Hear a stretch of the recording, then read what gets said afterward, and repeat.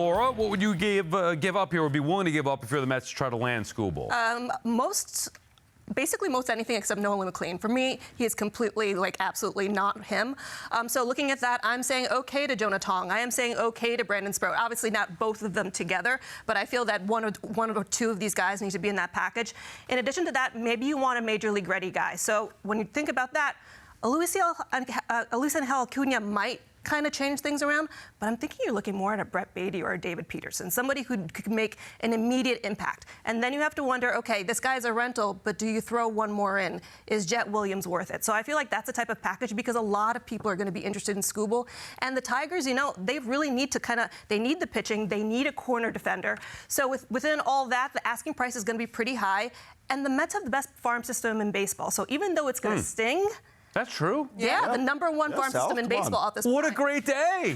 So they have the assets to get Skubal. The question is, how much do you want to hug prospects? Because I know they want to develop from within, but I don't think you could hug them that much because at that point, you're looking at possibly extending him. And, having Skubal for a few years down the line, that could be key for this team. On that extension point, I don't know if this is going to be the case necessarily, but I was thinking about how the possible lockout after the 2026 season might impact the pursuit of Skubal. If I'm the Mets, that's a reason to go even harder in the trade because we saw this before the 2022 lockout, the 2021-2022 lockout. A lot of guys signed right before the lockout. They signed their free agency contracts because they wanted to have some certainty heading into the uncertainty of the lockout. So if you can be the team that not only has Tarik Skubal in his final year under team contract and, get to show him everything that the Mets can do and how competitive they can be and how great the organization can be to your family, but also you have that chance to make a good impression on him when he's likely going to be making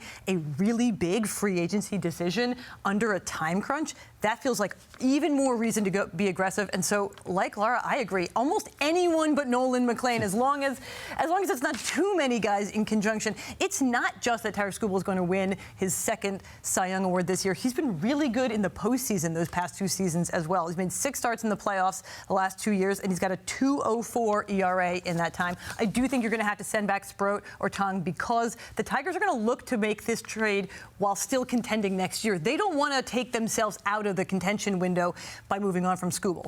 All right, here's what I hear, right? You're saying Mets have the number one farm system in baseball. When I hear that, I think, well, then if Skubal's being traded, they can get him. Well, it's just a matter of how aggressive they're willing to be with that farm system. How aggressive would you be if you're the Mets? If I'm the Mets, I would be pretty aggressive to get Skubal. He's arguably the best pitcher in baseball outside of maybe Paul Skeens. So we could say American League for now until maybe he gets traded to the National League. But, yeah, he's worth it.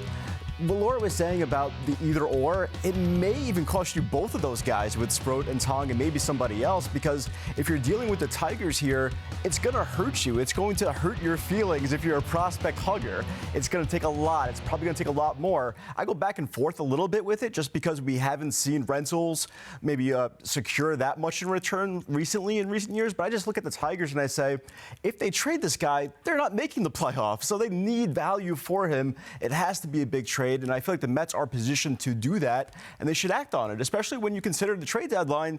They traded from their farm system. They made some good trades. It didn't work out, obviously, but they dealt from it. They showed a willingness to do it, but they didn't trade from the tippy top of it. So it's still in good position to do that. Part of the issue I think the Mets have is that they have multiple holes. Like, let's just say that the trade, we'll have more on Benj and Jet Williams. Let's just say they traded some of those prospects. Now it's like, okay, great, you get Skubal, but now who's playing center field? Where the Dodgers replace those holes so frequently, whether it's prospects they bring up or guys that go out there and sign. So let's just say the Mets do trade for Tarik Skubal or whatever. They're looking for a starter. Could they will be in on multiple big-name starters this year?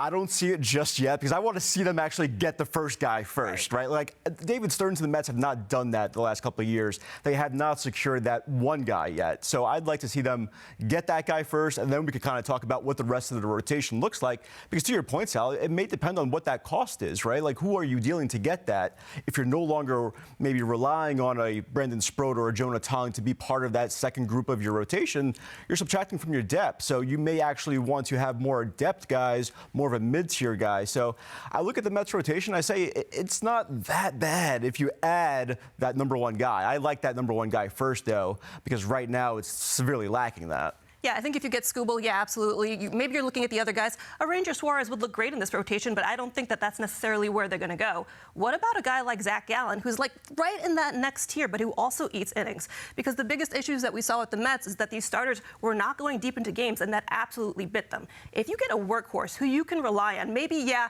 he's not that blow-you-away type of guy, but he's a solid number 2, a solid number 3.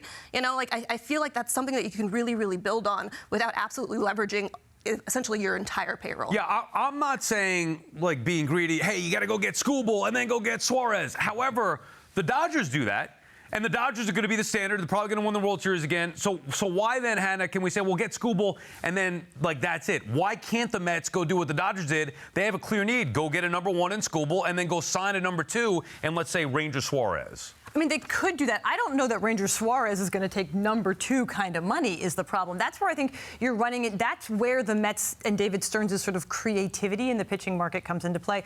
I'm with Will a little bit in that I want to see them get that quality guy before they focus on the quantity. And if they are going to focus on quantity, then they're not likely to be in the Ranger Suarez, Framber Valdez, or Dylan Cease market. Like, Cease is a guy who I think, like, I wouldn't want him to be the number 1 guy that you go get because he does eat innings really well. He's made 32-plus starts in each of the last 5 seasons, but he had a 4.5-ish ERA last year. Like, I don't want that to be the biggest splash you're adding to your rotation, and I just don't know that they're going to, you know, pay out $125 million or whatever it is that it would take to get Cease.